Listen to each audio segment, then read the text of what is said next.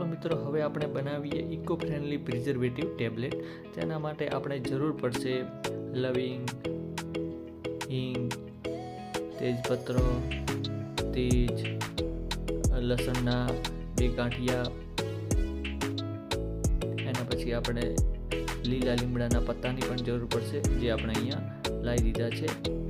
આ બધી વસ્તુઓને લાવ્યા બાદ એક પછી એક આપણે તેને મિક્સરમાં નાખીશું. અહીંયા એક વસ્તુને આપણે મિક્સરમાં નાખીએ છીએ, જે તમે અહીંયા જોઈ શકો છો. તેજપત્ર, તેના પછી લસણ, તેના પછી લીમડાના પત્તા નાખી દઈએ.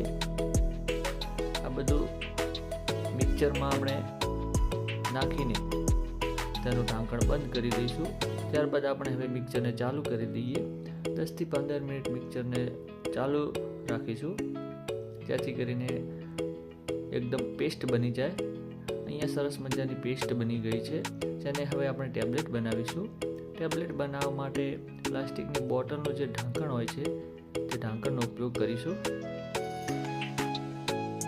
હવે આપણે અહીંયા ટેબ્લેટ બની રહી છે. આ ટેબ્લેટનો ઉપયોગ આપણે અનાજમાં મૂકવાથી અનાજમાં જીવજંતુઓ પડતી નથી. આમ તો આપણે રાસાયણિક દવાઓનો છંટકાવ કરતા હોઈએ છીએ, પણ એની જગ્યાએ જો આ ટેબ્લેટ મૂકવામાં આવે તો અનાજની જાળવણી એકદમ સરસ રીતે થાય છે.